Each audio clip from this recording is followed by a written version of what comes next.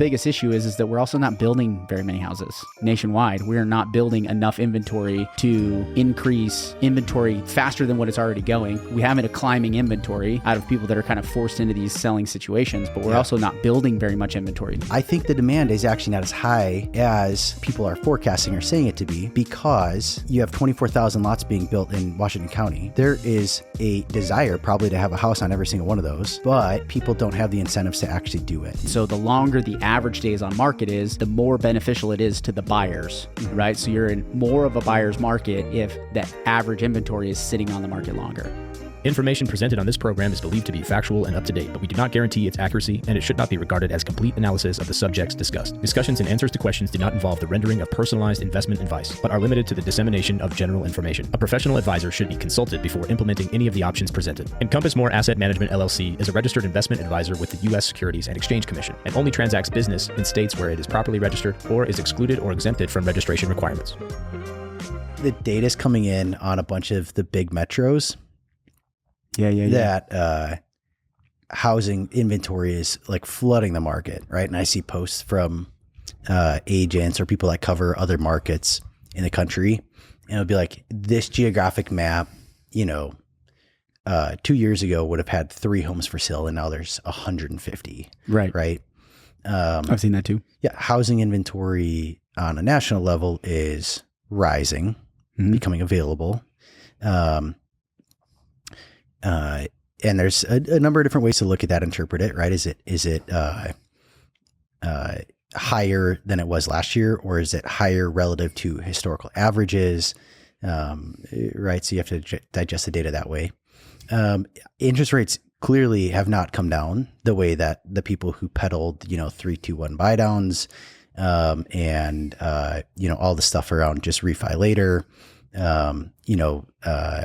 hey, the Fed always lowers rates every couple of years. They'll just, figure out an excuse to lower rates back to zero. That hasn't happened.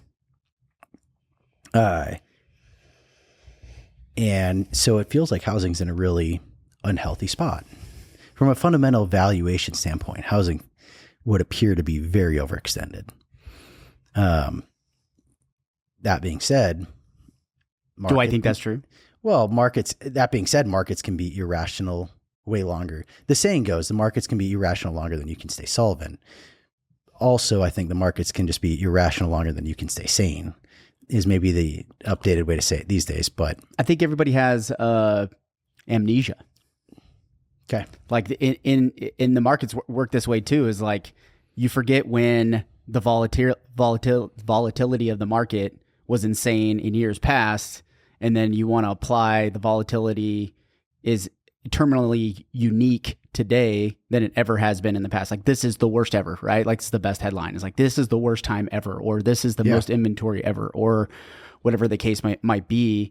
But I don't think that's actually the case when you look at the macro data. Each individual real estate's local, all real estate's local, right? So your local inventory levels, your local pending sales, your local total number of sales, right? Supply and demand. It's very, very individualized. And so what's happening in Texas and Florida is going to be different than what's happening in Maryland and New Jersey. That's different from California, and so on and so forth. And so it's really easy to sensationalize. And this is coming from an industry that is built off of sales, right? So you have the banking industry and you have all the realtors across the country that are all going to get into lockstep, just like what we saw during COVID. They get into lockstep with a certain narrative or a certain viewpoint, and then they just echo it over and over and over and over and over again. Mm-hmm. And I even posted on Facebook just recently about a Realtor.com article saying that the St. George housing market was in the top 10 biggest declining markets in the entire country, which the data is actually not even accurate in comparison to my actual data coming from the MLS, which is 98% of all the real estate sales go through our MLS. So if that's the case, where did they get that number from? My question is, how did they mess that number up so bad? And then the other question is, why did they mess up that number so bad?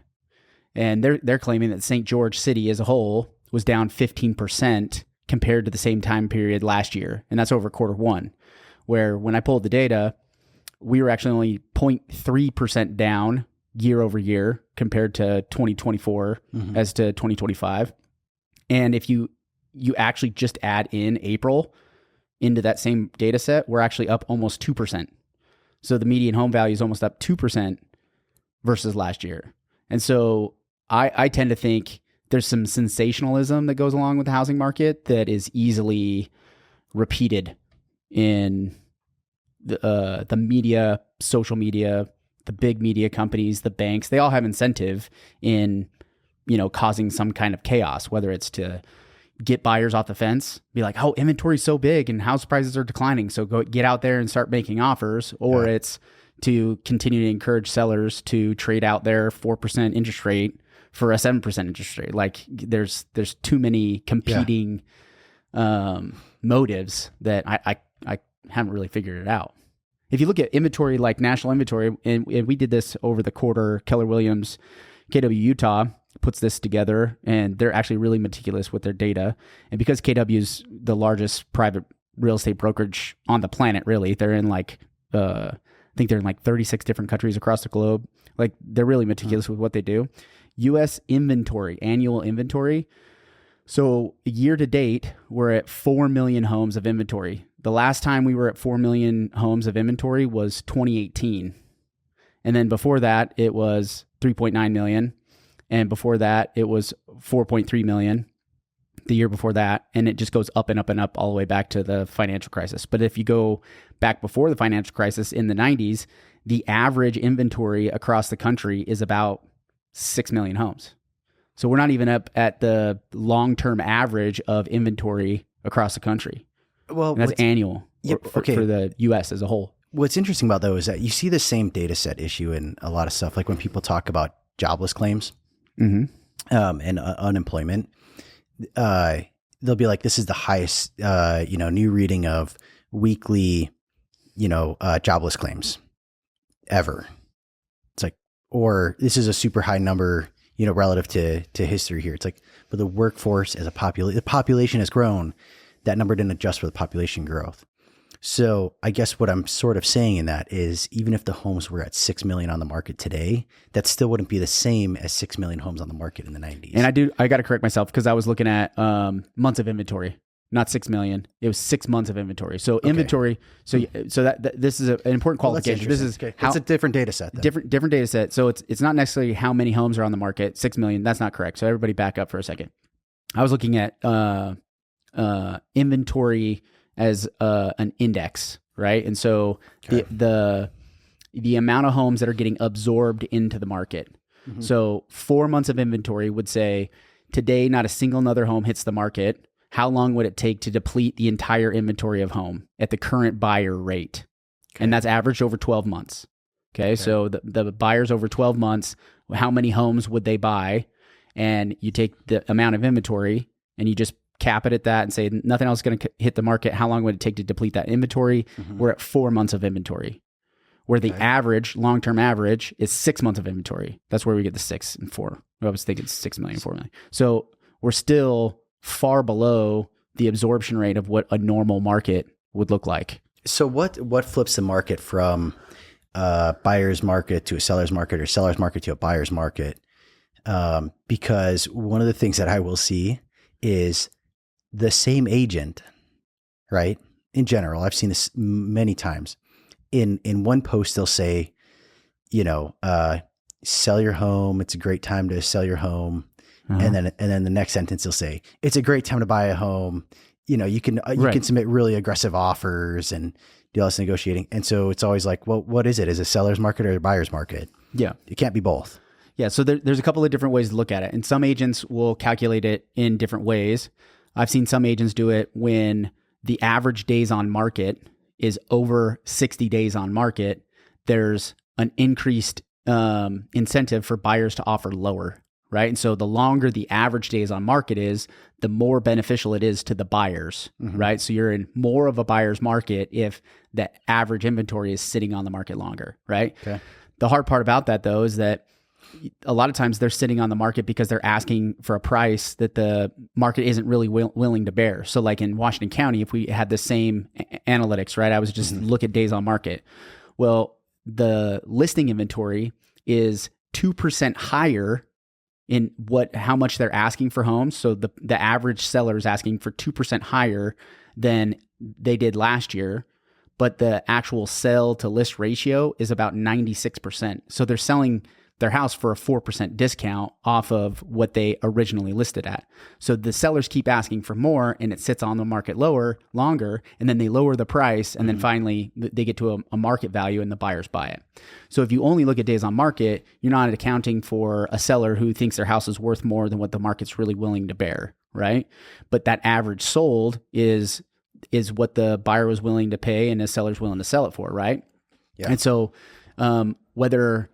what I would rather look at rather than days on market is the absorption rate. Like how quickly is the inventory selling on the market, not as an average of days, but as a ratio of this many buyers are in the market and are going to buy, and this is how many sellers are there, and how fast are the sellers hitting the market, and how fast are the buyers consuming the values that are being presented. Does that make sense? So the absorption rate is the best way, in my opinion, to gauge whether it's a buyer or seller's market. As soon as you go over 4 months of inventory, you're getting into a balanced market where if you took over the long-term average, if we were to stay at like between a 4 and a 5 month inventory, you'd have about 1 to 2% appreciation of value over time.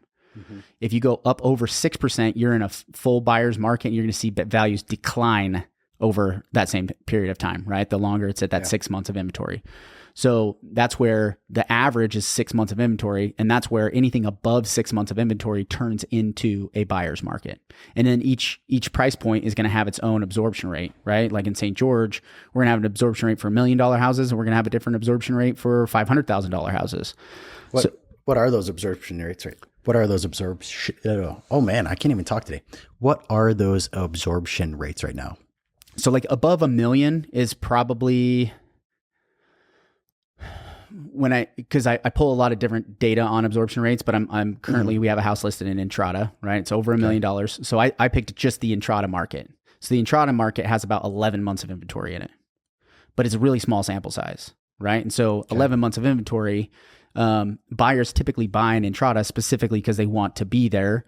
There's a unique value to that subdivision, right? So even though it sounds like it's a really strong buyer's market, that doesn't necessarily mean that home values are going to continue to decline, right? It depends on the house and the type of house that it is. Yeah. But in our local market, we're right around 5, like as a percentage of the whole market in Washington County, we're right about 5 months of inventory. So we're in like a solid sellers or a balanced market, but we're approaching that buyer's market pretty rapidly in St. George in Washington County. Statewide, we're about 4 months of inventory, and then nationally, we're about 4 months of inventory.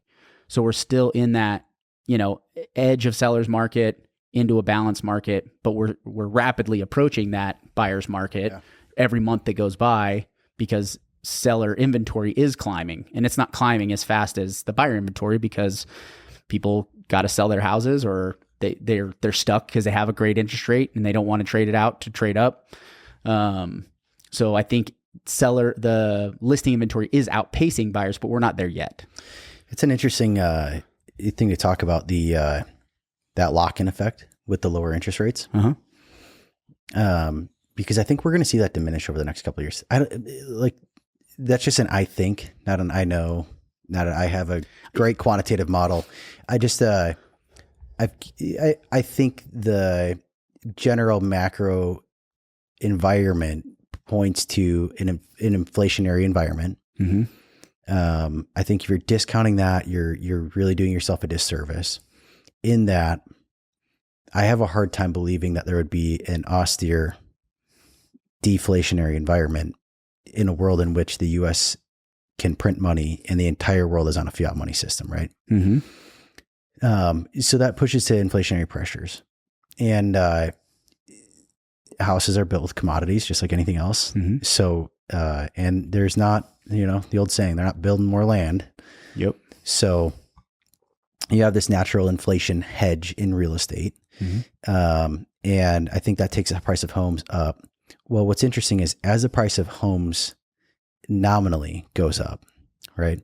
Which is an important distinction between nominal and real. Okay. But as they go up nominally, you have access to more and more equity. And your leverage ratio on your property gets smaller and smaller and smaller. And so I'll use some numbers here, and they're a bit hyperbolic, but it's just to make the illustration.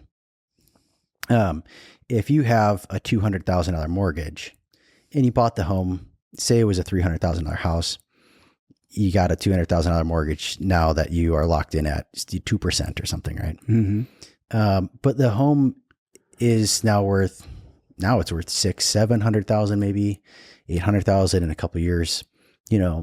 Say a couple of years down the road, that house is $1 million.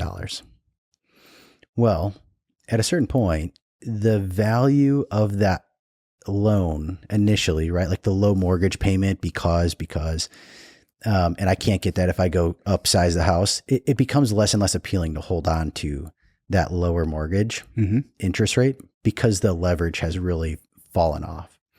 Now, I would encourage people, if you don't need to buy a new house, stay put, because you are winning the game, right? By having that value naturally decline and your leverage naturally de-risking itself, right?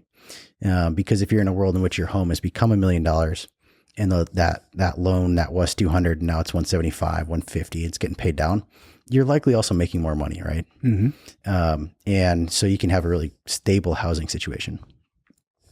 Anyways, so I say all that to say that I think in the coming years, the lock-in effect will fade off. I think people will be more and more enticed to still want to, commit to the natural human behaviors of, I want a new house, I want to upsize, or I got a good job offer somewhere else, I'm going to move, whatever it is. I think that inventory will slowly bleed back into the market without interest rates having to go back to 3% or whatever to free up the inventory. Well, so I was trying to pull up the data from 2022. So as interest rates started going up in 2022, I had the data of the number of mortgages that were less than 5%. And I'm trying to make sure that I have the exact number because I think I have it. I can tell you what it is right now, but I wanted to show what I'm leading at is what the change has been just since in the last 3 years, what that percentage change has been with number of loans out below 5%. Currently, right now, and I'm not finding it from 2022 for some reason. Oh, I thought it was right there. So as of right now, 81% or 80%, 80.1% of all loans issued right now in the United States is under 5%. So if my memory serves me correct, back in 2022, the end of 2022, 89% of all loans were under 4%. Okay. So just in that last 3-year time frame, we've seen about 10% of the mortgages across the country get refinanced above that 5% mark. Mm-hmm. Does that make sense? Yeah. And so you're going to see, to your point, you're going to see continually chipping away at this. But how long that takes, it doesn't seem to be going that rapidly, right? As you would expect. Mm-hmm. But people are incentivized to move out of their current home for lots of different reasons, right? Whether it's divorce, let's just say a 50% divorce rate, right? Across the country, let's say, a certain percentage of those all own homes. Most of the time, one isn't buying the other one out. They're having to sell the asset and then divide up the equity that's built into it. Yeah. One's rarely going to, especially at this interest rate, right? One's rarely going to be able to absorb that difference.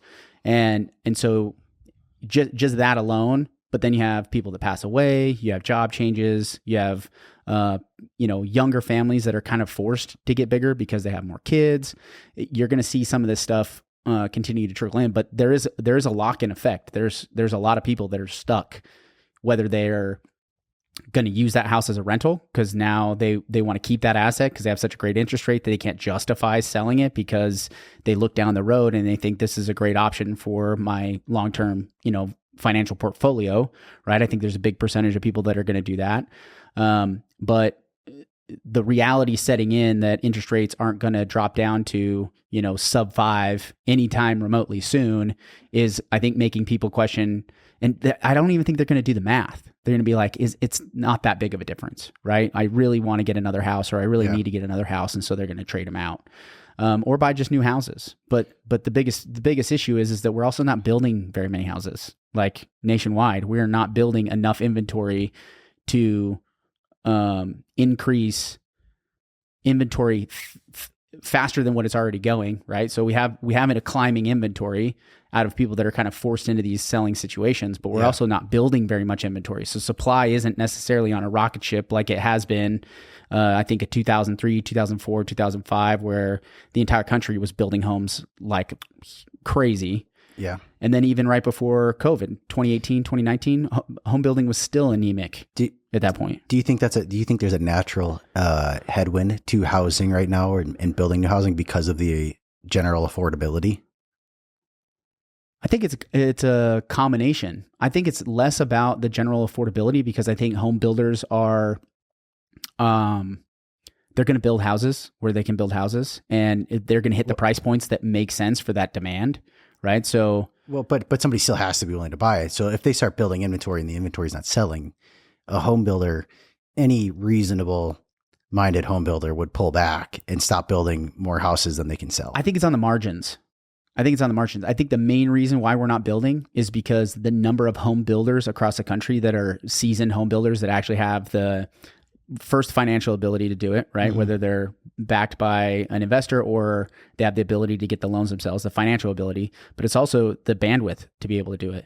It's having the workers, having the ability to push the rock across the finish line, because you see the biggest drop off was from 2007 to 2008. We went from building 776,000, this is nationwide, 776,000 homes in 2007, which back in 2005, we built 1.2 million homes in the country in a single year. It was by 2006 that everyone knew there was an issue. So it falls. So it goes from 700,000 down to the bottom in 2011, where we only built 300,000 homes. Mm-hmm. And today we're at 684,000 homes is the projected how many homes we're going to build for the year.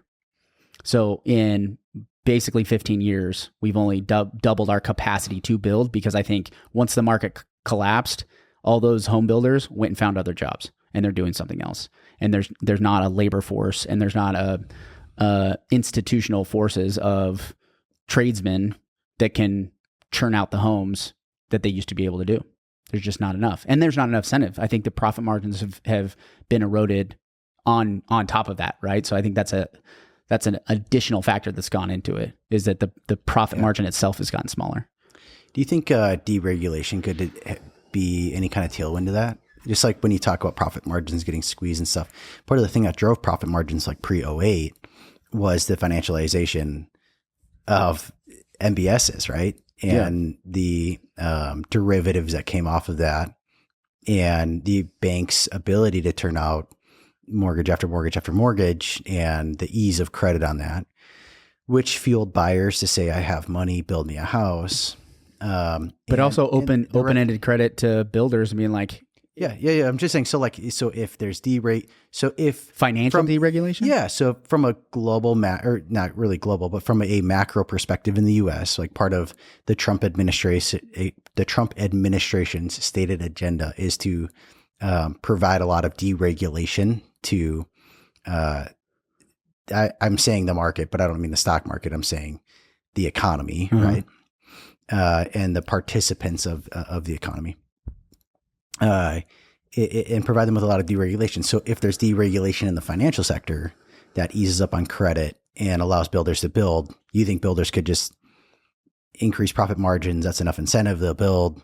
I think that would help, but I don't. Be constraints in labor and constraints in the affordability. Like somebody still has to be willing to buy it.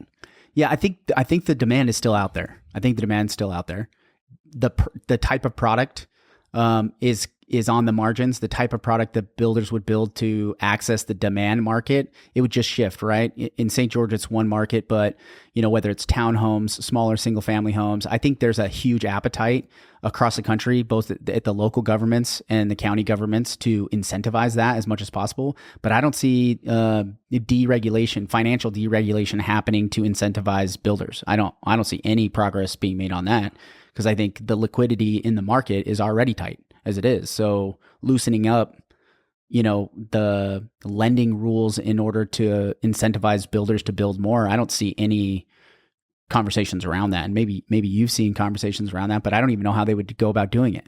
It's like just giving, builder specific, is it grants? Is it, qualification changes? Like what do those regulations even look like to incentivize it? I think there's some regulations without going back to the subprime issues. Well, I think that there's some regulations that in particular make it tougher for smaller banks to operate. Yeah. And I've heard smaller banks are typically who your home builders. You're not the DR Hortons, but the larger. If you think of the larger home builders in your community that aren't publicly traded companies, mm-hmm. those are the people that typically get their lending through private money right now, mm-hmm. Or if they're large enough, they're maybe getting commercial line access from commercial lines through community banks. Mm-hmm. Whether that's I say community, maybe regional. Yeah. Right. So like Golden West or probably not credit unions. Probably still a true bank. But you're thinking more like here locally, like a state bank of Southern Utah, uh-huh. maybe a Zions or Glacier, right? Here we have Alta, yeah, right, which is a Glacier bank.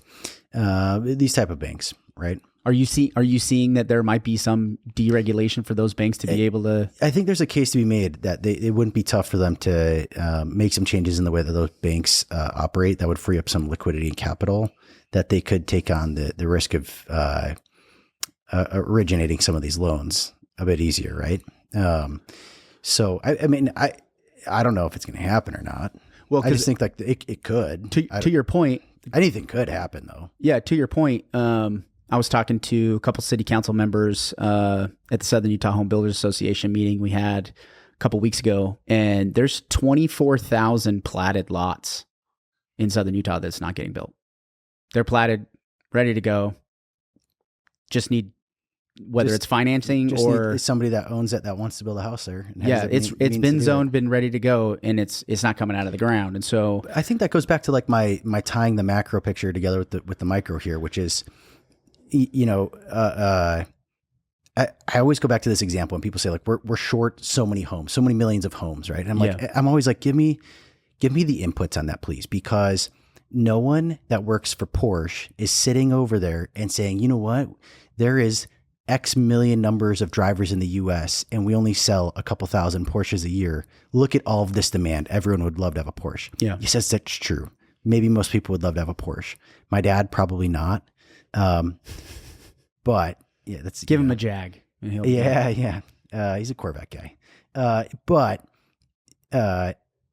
no, it's like you have to be a ready, willing, and able buyer, right? So their pool of true demand is limited only to people that are both interested in wanting a Porsche, right? But also I think have the money and the financial means to go buy one. But I think the only input that they're using to have that story is population growth. I 100%. That's the only one. My theory. I still don't think that's enough. Right, because, and here's why. If you go ask a homeless person, would you like a home? Their answer is yes. They would like a home, okay? Everyone would like a home. If you ask them reasonably, what could you afford to buy one if I offered you one for sale right now? The answer is no. And so that's not true demand. There's a difference between a general desire amongst a population and demand, right? And so I think the demand is actually not as high as people are forecasting or saying it to be, because, and here's in a macro sense, you have 24,000 lots being built in Washington County. There is a desire probably to have a house on every single one of those, but people don't have the incentives to actually do it because either they are, they want to build it for themselves in the future, but they can't afford to right now, or they want to build a spec home on it and develop it at some point and sell it. But the person that they would sell it to, there's not enough demand in the market to give them the profit margin needed to actually do the project. Right. So the demand is truly not there. Right. Is my theory. And that's limited to the wages that's being offered and the interest rates that are currently set. Right. And so you're fighting up against this wall that changes the demand depending on how those levers are changed. So it goes back to the macro picture on housing, right, is I think a lot of the stuff that I'm seeing posted is not wildly off. I think from a fundamental macro perspective, housing is very far overextended. The affordability is not in alignment with what people can purchase and own, right? Reasonably. Yep. And there's not really incentive or profit margin for there to be build more housing. And so you just, it's overextended. That doesn't mean it has to crash. It just means right now it's just overextended, which is not an incentive to, you would think it'd be an incentive to bring more housing online, but there's some forces there that's not. But my argument, I don't, help me clarify what you mean by it's overextended. What's extended? I'm looking at it from like a fundamental valuation perspective, right? And what I mean by that is just truthfully, in simple terms, if you can rent a house for $2,000, that it would cost you $5,000 a month to own in a mortgage payment. And so your interest to the bank on owning it far exceeds the price to rent it. The housing is overextended. And the reason why I say that is from some, there's nationally, there's a more nuanced way to run the valuation on that. Like, true. I've got the models, but if you think about it in that sense, that's the back of the napkin math. And the reason why is even if you own it at $5,000, you still have to pay the maintenance. You still have to carry all the risk and all this stuff. If you can rent it for $2,000, significantly less than the interest payment, then you can pay the $2,000 to rent it and still go invest money other places to have it grow as a hard asset, as if you owned a house, right? Mm-hmm. So it doesn't make sense always to own a house, right? It's very far overextended. If you look at, I just don't know if it's very far overextended. I don't think we're at the point of I'm saying nationally, right? For macro. So what I'm asking now is locally, how is the housing market? Well, so I would argue the national rental value, like to rent a home for a 3-bed, 2-bath median home in the country, it's about $400,000 is the median price home value of a home. The rental for that, you could probably get between $1,500 and $1,700 a month. Mm-hmm. And that median payment with a 20% down would be about $2,000. So your deficit is about $400 to $500 a month is the difference. Where if you just flip that over in 2022 or 2020, right, and you were to do that same thing, what's the median value of home, which could you get for rent, and what would the payment be, is that you'd be probably netting a probably $200 to $300 a month if you taxes and insurance, all that other stuff, right? It's $200 to $300. So we've had a swing over the last 5 years. But if you go back to in the 70s, when we went through an insane increase in inflation, what did home values do? Did they collapse? I don't believe they did. They didn't. Inflation hedge. The inflation hedge. So the inflation hedge is, if you're going to say that we're overextended to where there's going to be some kind of devaluation of home, I guess that's what I thought you were saying, is that like we're overextended in a situation where home values can't stay sustained. Is that what you're saying? The momentum for them to keep going up, I think, is. Oh yeah. Yeah, the momentum for them to keep going up has stalled significantly. Yeah, but I just don't see. What I'm saying. But I still don't. I just don't see the idea though that we're overextended in what the values are going to bring. If they're going to pull back, they're going to pull back at a small margin, like a small number.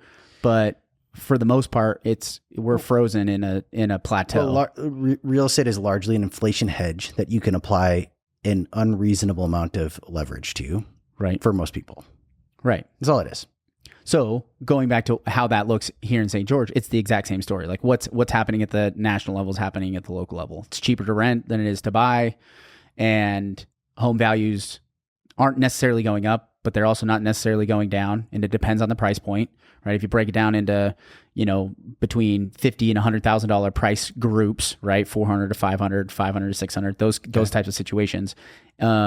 Essentially everything over $700,000 is in a buyer's market, right? We've crossed over into that buyer's market where there's less demand and an increased, significant, in some cases, is a massive increase in supply. For everyone listening that doesn't live here in Southern Utah, like give me the average, like the marginal market. What is a $700,000 home and above start to look like in our area Like compared to 30, what's under 3,200 to 3,600 square feet, right? So like you look across the country, that's a massive house, right? Yep. 32 to 3,600 square feet with 3-car garage on at least a quarter of an acre, okay, right? In some cases, maybe an older home. 4 or 5 bedroom, 4 bath. Yep, exactly. Okay, Yeah, 3 baths probably. You're talking about it like a 2-story. and I guess like here's what I'm really trying to uncover for everyone is that's the break point. That's also the interesting break point where you kind of start to look at the market and say, no one needs that.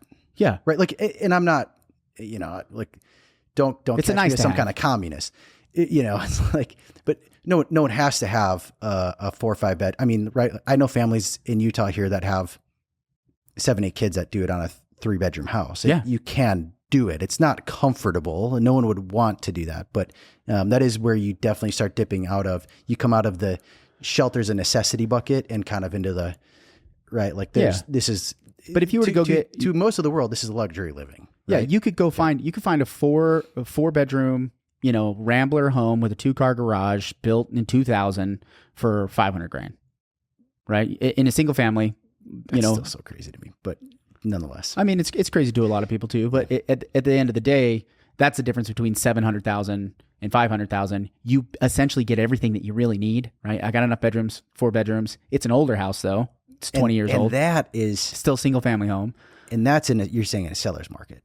That is where a the man no. still That's is. a balanced. A That's a balanced balanced market. There's really only one seller's market, and that's brand new inventory between 4 and 500,000. Right, like the townhomes, like the Long Valleys, the planned subdivisions, Desert Color, where you get brand new inventory, smaller units, still between 1,600 and 2,000 square feet, but you're going to be on a tiny little postage stamp lot with a 2-car garage. That's a seller's market. That's the inventory that's being created, and that's where the demand is too, because they can functionally afford that, and it gets them all what they need, and it's brand new, right? So if you're an older house on a typical quarter-acre lot, with a few more bedrooms, but you could get into that 500 to 600,000 square feet. You can get an older home that's 3,000 square feet for $600,000 or $550,000 maybe, depending on how much older it is.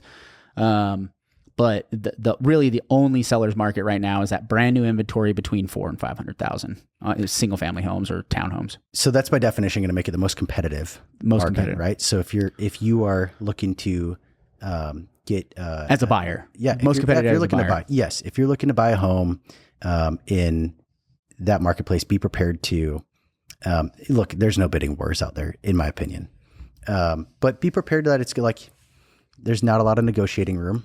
But you can probably go get what you want. I still encourage people to be patient and be picky. Yeah. Right. A house is a big purchase. So regardless of market, try to get stuff that's the right fit for you. Right. Let's talk like deep value really quick. So for my listeners out there, like what are the pockets of the market where you can get extraordinary value? Which doesn't mean cheap. It just means where do you get the best bang for your buck right now, right? Is there older properties primed for remodels that are, great values that you can go look at? Is there certain neighborhoods or, types of homes, right? Split levels or something like that. Is ultra high-end homes where we've just seen a huge pullback in prices and maybe those are a great deal. Like what are the pockets of the market that look like they could be some really good value opportunities? I think there's quite a bit of value in the 9 to $1 million. Like if you have that money, you can get a sweet house at a way better deal than you could 5 years ago.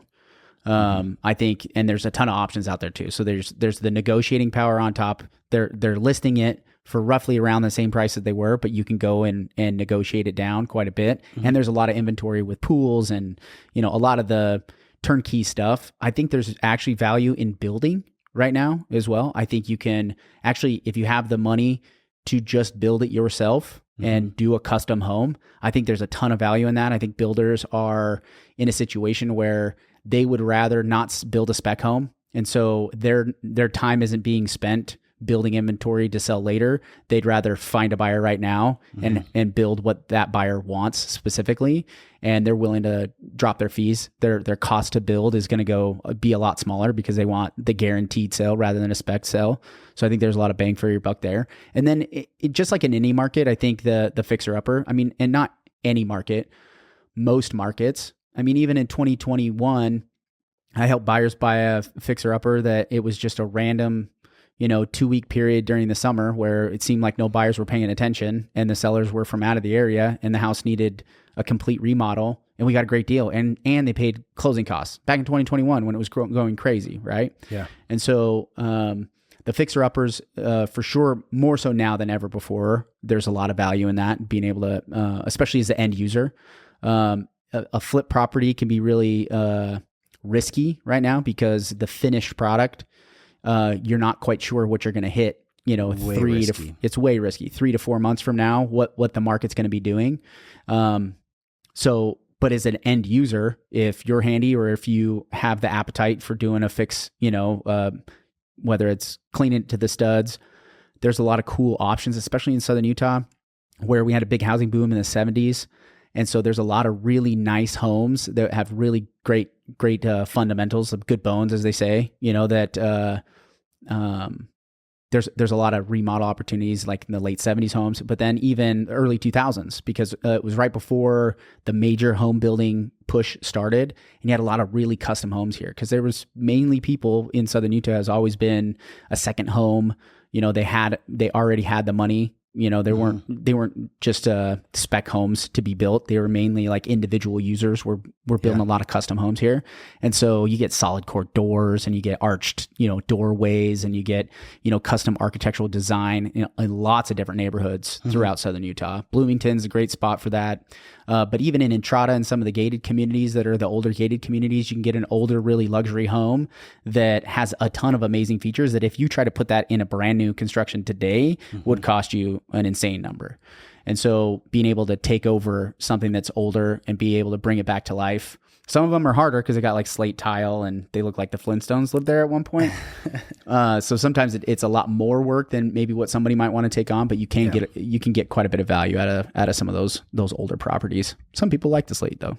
So if somebody's looking for a remodel home, where should they begin? Right? Like, do you start by putting together like a ton of cash and saying, hey, we got a couple $100,000, so we could do a little bit down, and then we have this reserve budget for doing the repairs, or is it more customary people go and get like a some kind of secondary loan after they own the property? Yeah, there's loan products. What how do people approach that, and how do they get prepared for it? Right, like because do you start talking to contractors before you buy a property? Do you talk to contractors during due diligence? Like, when do you start that whole process to get your ducks in a row, so to speak, to know that you're not buying, a financial hand grenade? Yeah. The first step I would identify is going to be the financing, right? Okay. So you deciding whether, do you want to keep the cash up front, go buy something, use that cash in the remodel.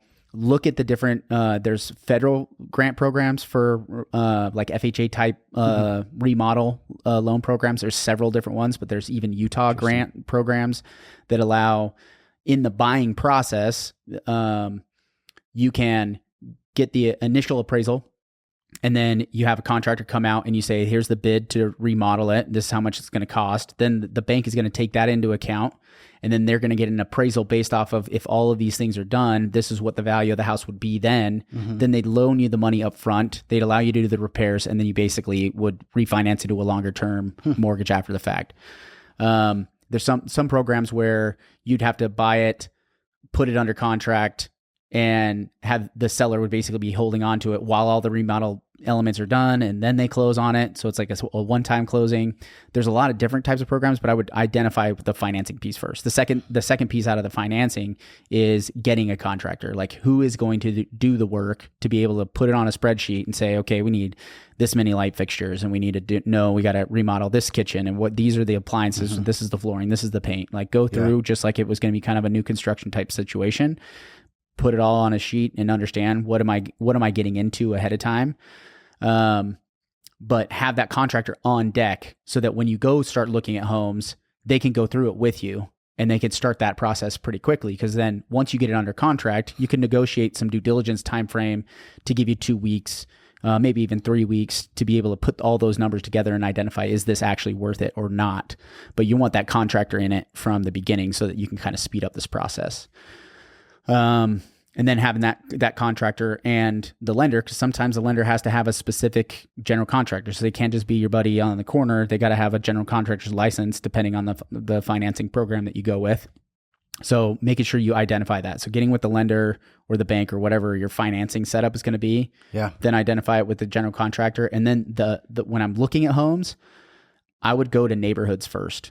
It's one thing to find a house that needs remodeled, but if it's in a neighborhood that isn't going to support a remodeled home, that's really going to put you in a bad situation, a tough spot, right? It's because you don't want that to be fake equity. You don't want it to just be equity on a piece of paper. You want to be able to say, well, if I actually did put it on the market, this is what the value would be, what a buyer would actually pay for. You got to truly mark to market the property. Yeah, exactly. And so I would drive the neighborhoods, find the neighborhoods that you want and the areas that you want first, then go look for the home. And so you're just looking to remodel the worst home in a nice neighborhood. Yeah. 100% of the time. Classic real estate principle. Classic. And then you look for wow factors, right? When you're walking through a home is, okay, the inside of the house is kind of funky. The layout's kind of weird, but what are some of the key elements? You want to make sure that there's not any real capital expenditures. Ideally having one with HVAC that's already fairly up to date. Doesn't have to be brand new, but it's not original. It's not 20 or 30 years old, HVAC. Or buy a home warranty and pray it breaks. Yeah, exactly. Yeah, that's a rolling the dice.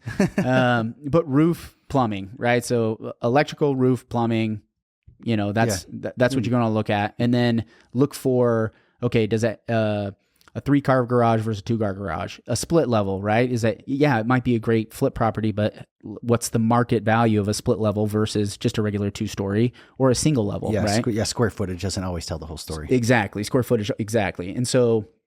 Look for, maybe things with a view, areas with a view, right? Or a private lot. Some of these, what are these extra conditional items that you wouldn't need to put any dollar value in to benefit from, as long as the house is really nice. So I would really look at those kinds of elements.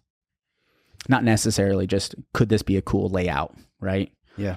Even if it's an ugly house, you can fix an ugly house, but if it's, a small 2-car garage and you don't have an RV parking and the backyard is kind of small, no matter what you do to the house, you're so limited. It's like, you can't fix those things. You still have those features. You still have those features that no matter what you do to the house, you still have these features that aren't going to broaden the demand base.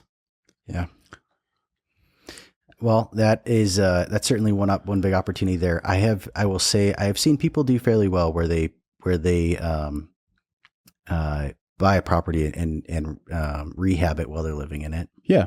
I think that's still one of the plays that if you feel like you still need to buy a house in today's era, right? That fixing something up and rehabbing it while you're living there is probably one of the deepest values you can go with, because the house is going to be more affordable on the front side. Your interest payment's going to be lower. And it affords you the opportunity to put in the sweat equity, which is not easier per se, and it doesn't make it a better deal, because at the end of the day, your time is still worth something, right?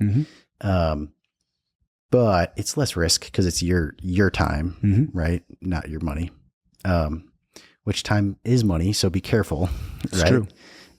Be careful on that. But I've seen people, particularly that are handy people, which I am not one. Me neither. I pretend to be.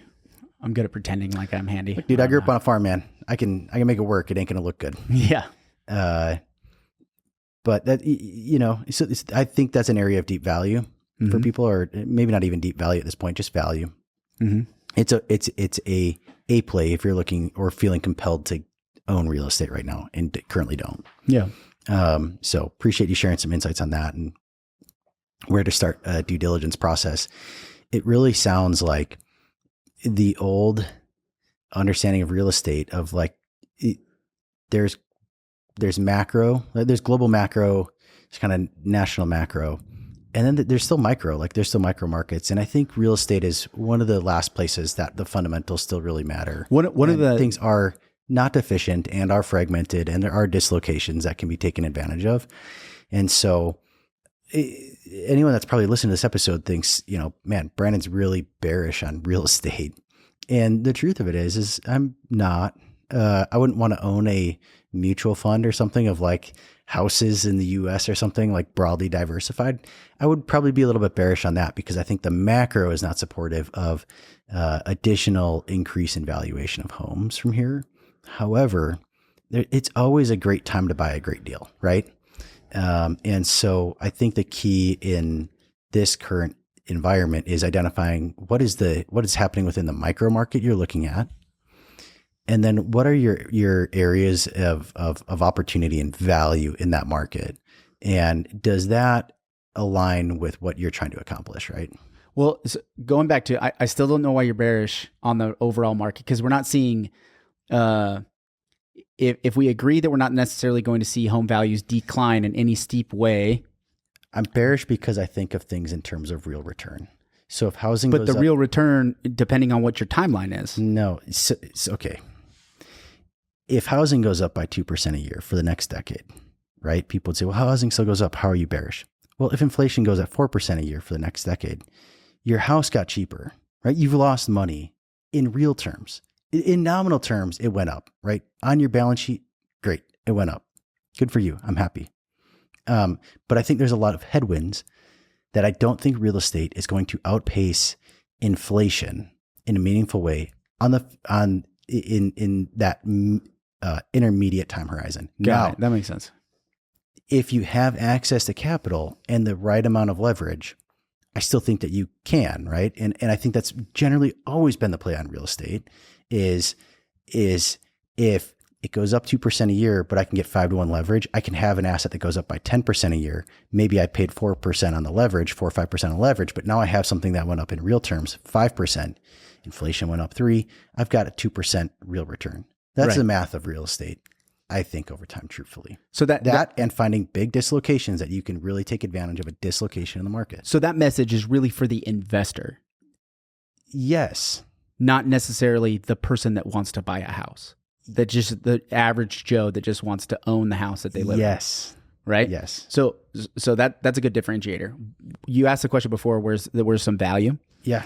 And this is one I was thinking about recently, and I just thought of it. The outskirts of town. Mm-hmm. The outskirts of town. Like you just go outside. The crazy thing is during COVID, we had people coming from all over the country wanting 5 acres just outside of St. George, right? And when you look at those homes right now, they are sitting on the market. It seems as if there's no buyers out there for that home, which is crazy to me. I'm like, what's changed? Are you talking like maybe like Central or something like that? Well, Central, but even like New Harmony, okay.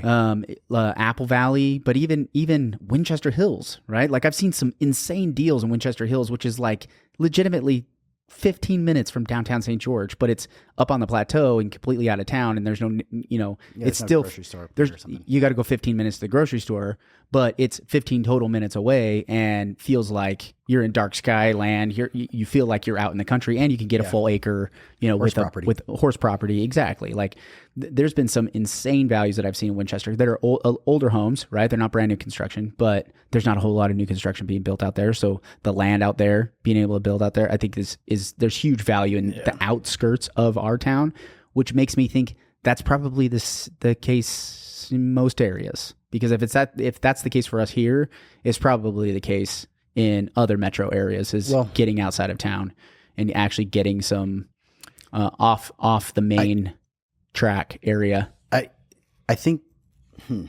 that's a double-edged sword.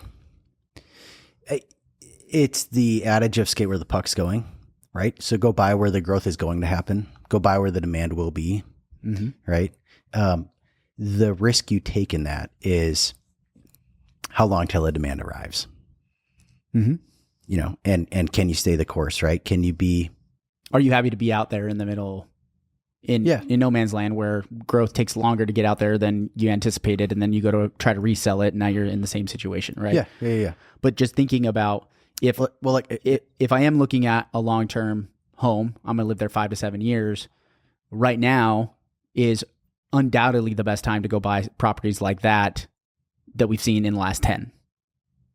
Okay. Does that make sense? I wanted to disagree with you on that. I just don't know where I can. Because you're right. I don't have the data to disagree with But you, if you're looking for bang for your buck, yeah, right? Your bang for your buck is like being able to get a great house in an area that's there's not very much demand currently, like right now. That's for sure an area where there's not a ton of demand for that. Just like a fixer upper, right? There's not a ton of demand for people that want to bite off more than they can chew because the inventory is low, right? Where 2020 people will be like, I'll take the fixer upper. I'll take anything at this point. Yeah. Yeah. I'll take anything. Yeah. Well, I think the fixer upper thing is hard for people right now because, again, I just think it's so stretched from what's essentially a valuation perspective, right? And so you're just saying, okay, I can scrape together the money for a down payment. I can scrape the money together for to make the mortgage payment, but I don't know where I would come up with. You're like paint carpet maybe is all I got. And then it's like, you're like, I can't put in a new kitchen. Tapped out pretty quick on the ability to actually do the renovations, right? Yeah. Bring it up to speed. And that's where I think it's a tough pill for some to swallow. Right. That, hey, it could be, you might buy this house and it might be 5 years before you get to remodel the kitchen.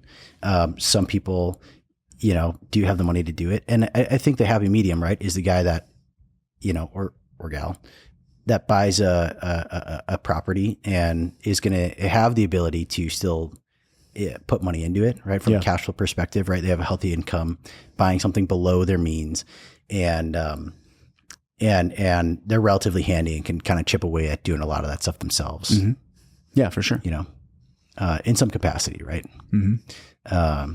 So, well, I don't hate real estate, but there's days I do hate the macro environment for real estate. I don't think it's super favorable, but disconnect. If it's a pure investment decision, this is what I try to remind people when we're doing their planning. Disconnect. If it's an investment property, look at it as a pure investment property. And what I will say is from a pure investment property perspective right now, if you're not getting a great deal, right? There's not a reason identifiable why there's a dislocation in the market you're taking advantage of, right? Mm-hmm. Like you just found something that's like, oh, it's listed on the MLS and it looks like a good deal. From an investment perspective, pure investment perspective right now, it's probably not.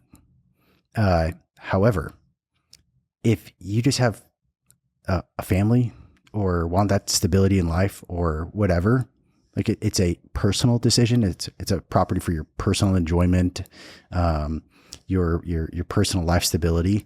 Then there's things deeper sometimes than just the pure financial decisions, and that has to be made through a different lens and context. I will also say shoot your shot as an investor. Like if you're looking at it from a financial perspective, in looking for those deals, even if it's listed on the MLS. Yeah, if you don't ask, the answer is always no. Right now is a great time to shoot your shots. Like look to where you think if the puck is going down and you're looking at, okay, if I buy it this and we only have 2% appreciation over the next 5 to 7 years, then I need to buy it at this. I think you shoot your shot, especially for homes that are sitting on the market that are clearly undesirable for one reason or another, whether it's they're already priced high. People will sell their homes for unreasonably low prices relative to what they could get. Well, and there's so many with a ton of equity. I only know that because I get the stupid emails from wholesalers all the time that somebody agreed to sell it to a wholesaler and has it under contract to sell it for a unreasonably low price relative to what the market would just normally pay. And it was because nobody just even presented those lower offers. So I think it's worth a shot, especially right now. Yeah. So, well, I appreciate you sharing your insights, Rob. Yeah, man. Where can people find you, Rob? realestate435.com. Check me out on Instagram, YouTube. We have the 435 podcast. We cover real estate every single month in Southern Utah. So if you're a local or you're interested specifically in the Southern Utah market, definitely check it out. 435 podcast on YouTube, Spotify, Apple Podcasts, Google Play, all the above. And come if you're specifically wanting real estate, that's what we do for a living. So that's all we do. Very cool. Well, appreciate the time. Thanks, buddy. If anyone has questions, holler at us, reach out, drop a comment. We'd love to hear from you and hear what it is that you guys want to hear about. who we should be bringing on as a guest, what kind of topics we can cover for you, what answers or what questions we could get answered for you. So if you're a listener here, please let us know what we can do for you. Thanks, buddy. We'll see you out there.